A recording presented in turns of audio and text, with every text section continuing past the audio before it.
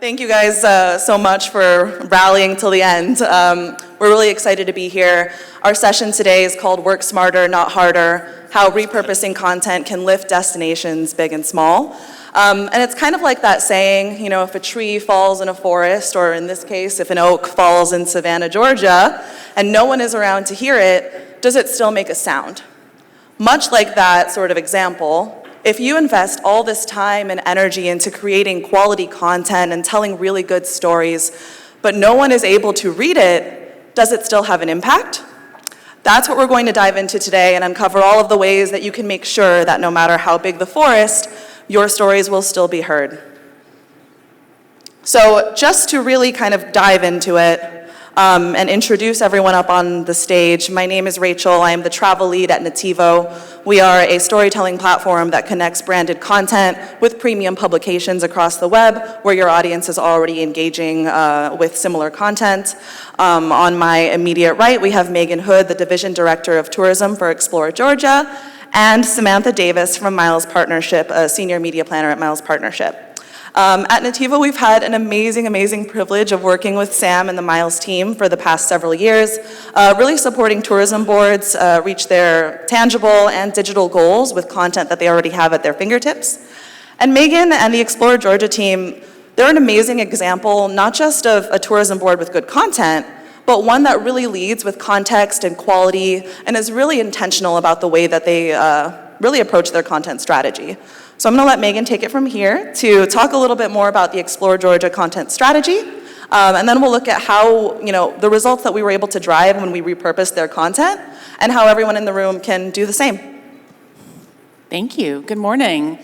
So at Explore Georgia, like Rachel said, our content strategy is really focused on it's all based on research. So everything we do, whether it's our marketing strategy, our media buys, our content, it's all visitor focused and it's based in data and research. And that's where we start with everything. So being a state DMO, we live in a little bit of a higher threshold than a local DMO. We're really all about influence and inspiration. So content is really important in that customer journey. So when we think about content on our website, that is really our chief, KPI. If you think about what we're trying to do end of the day in all of our different marketing channels and all of our different efforts, is getting traffic to that site and getting quality traffic to that site. So when we think about how we develop content, it's all rooted in strategy. So we look really closely at visitor sentiment. We develop content around that to make sure that we're matching Georgia product with things that our visitors are actually looking for and searching for online. But beyond that, what we love about content and what we always are looking for new ways to amplify our content is because content allows us to tell larger stories about Georgia, right? So when you think about a print ad or a display ad, that's like a front door image, right? These beautiful images behind me, these are things that kind of get people in and interested, but they don't tell the full story. And Georgia is a giant state. It is the largest landmass state east of the Mississippi. We have 159 counties and thousands of destinations within the state. So I have a small team and a small budget. So looking for ways to amplify the content we work so hard on that tells the story of all of Georgia is really, really important to us. And where Miles has been tasked throughout this process was really how we can make the most of their budget, work smarter, not harder, and also bring in the content to amplify. So from a paid perspective, in doing so, I sourced Nativo in this process and had presented it a few times to Meggan and her team, and wasn't love at first sight. Did take a little finessing and some love notes. This is a real love note, by the way, that we sent to Explore Georgia, so there you go. And really the point being is site traffic is so important, and Nativo does have that stop in between that they were a little hesitant at first, but I did really back it knowing that a lot of our clients at Miles had a lot of success, and I really felt like it was the right fit. And that was really the rub for us. So having a step between getting people to our site but having to actually stay somewhere else first made us a little bit anxious because we really were about getting people to our content first. But with a lot of trust in Sam, because she's such a great partner and a really strong test with Rachel and her team, we found out that this was actually a really great way to get people exposed and engaged in our content. So to continue backing up my strong faith in Nativo, we worked with the SEO team to really dig into what we wanted to amplify here. Like Meggan said, there's tens of thousands of pages of content on their website, and really knowing that unless you dig deep, as a user experience, you're not necessarily going to get there, and really only about 16% of people do make it to DMO websites. So where we were able to bring the experience of Explore Georgia to the user was really where the challenge was here. And this is where Nativo came in. So how we really supported Explore Georgia in our partnership is taking all of that amazing content that Sam and her team, sourced from Meggan, and placing it where readers are already engaging, right? So while, there's a lot of great engagement on the Explore Georgia site, we wanted to make sure that we were helping to extend that discoverability across premium publications in travel, news, arts and entertainment, health and fitness, family and parenting, where it makes sense, right? Leading with context, leading with the end user in mind, and making sure that their content experience is honored along the way, right? What we found, and just to give a little bit of background here, Nativo does work with 400 different premium publishers across 3,000 sites. So we were really trying to align with the content that Sam selected and made sure that we were making it discoverable for people en masse, right? What we found is that when we do make content like this discoverable, when we're leading with context and quality, and placing that content on premium publications, we see really strong engagement. 2x higher time spent versus a DMO site on average, 3 to 5x higher or lift in visitation rate versus the DMO site. And again, this is not about replacing sort of the efforts in driving traffic to the site, but just sort of extending that effort out and giving people additional opportunities to really engage with Georgia in the process and start that relationship, start that dreaming, start that consideration process, right? And what we find is, when we do have a really strong distribution strategy in place, such as this, we don't just look at engagement. We don't just look at page views. We don't just look at impressions.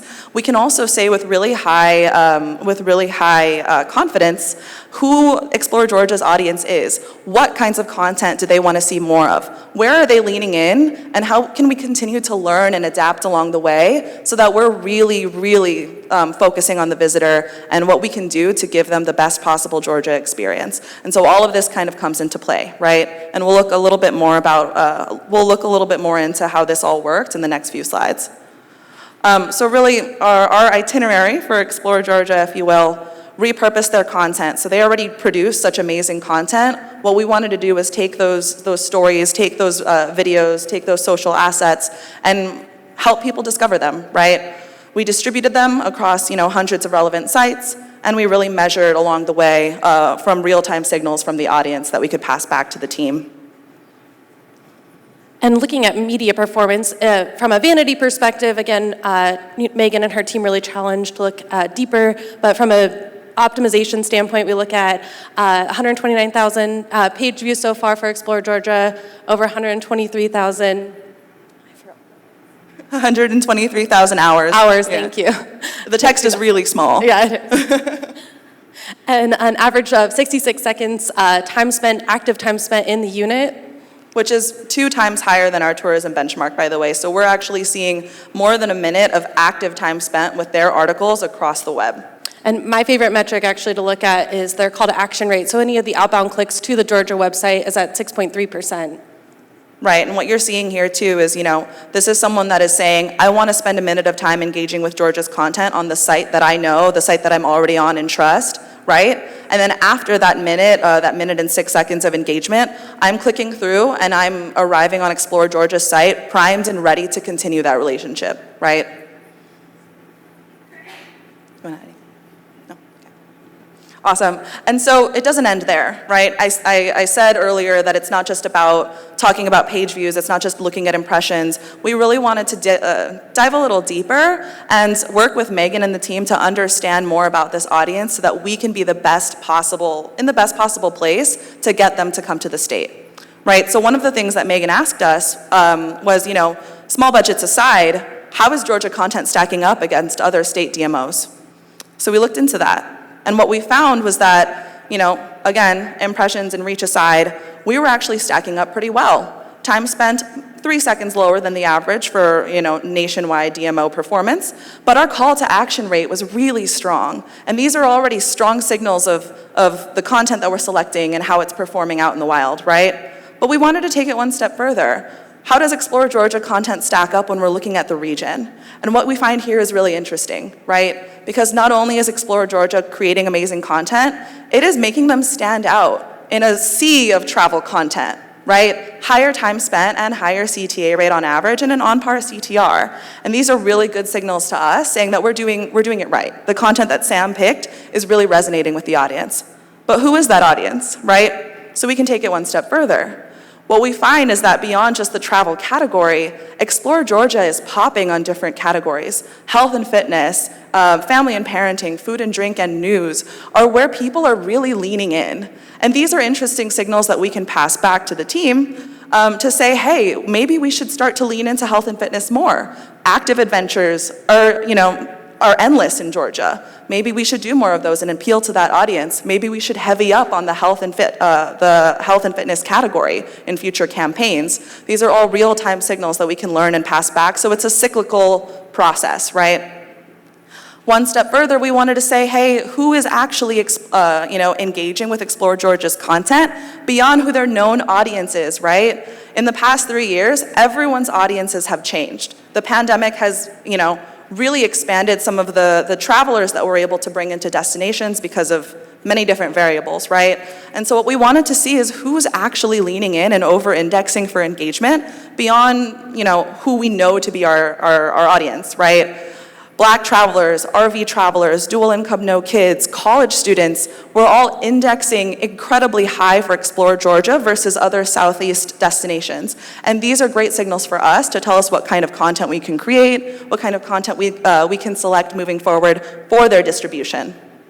And what we really loved about this is, just like Rachel said, it really is a cycle. So it's not just us paying for a click to our site from a paid ad. What we're getting back is really interesting intel to help us figure out what pieces of content do we need to bring forward, what are we missing in our content mix that we need to add to. So we're constantly optimizing, not just for clicks and things like that, but we're also optimizing the actual content itself.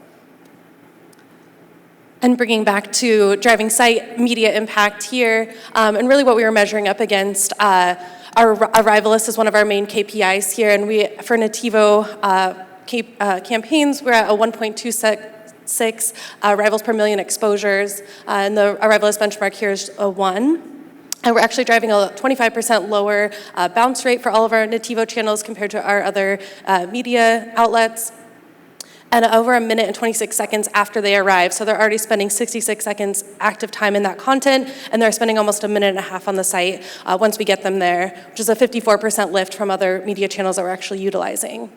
And these are really, really critical to us because we don't just want a lot of people coming to the site, or we don't want quantity, we really want quality, because having a high bounce rate, having people who just flood the site and then leave immediately doesn't help anybody. And our end goal is to get people engaged in content, get them excited, get them inspired, and then get them to our partners' websites and get those partner referrals up. And what we've seen is when we bring higher quality visitors to our site, we get that partner referral at the end of the day, and that's really important to us. And we've seen those partner referrals double and triple over the pandemic. So we know people are hungry to get down deeper and to actually book a trip and make a plan.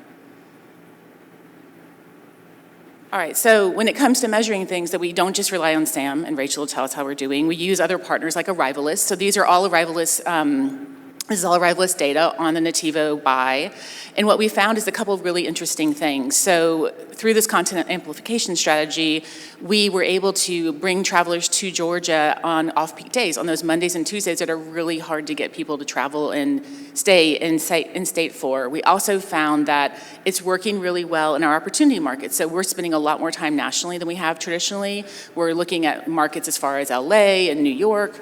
Those are hard markets to compete in. We don't have a lot of awareness, but this amplification strategy is really delivering quality travelers from a lot farther away. And that actually goes into the next one with that arrival lift. So we know those travelers are spending more time, they're spending more money, they're coming from further away, and so their booking windows are inherently longer. So those two things kind of go together that tell us we're actually getting these travelers from further away that are engaged and are actually showing up in our state, which is exciting for us. Right, and I'll just jump in really quickly here, like this real world impact, like being able to see how this actually stacks up once we do seed that content out into the wild is really incredible, right? Because what we're talking about here is allowing people in these new markets, right, to discover not just awareness of Georgia. We all know Georgia's a state, right? But it's that attention, it's that consideration, it's that start of that relationship that yields 2.5 to 3 minutes of a relationship building experience with Georgia,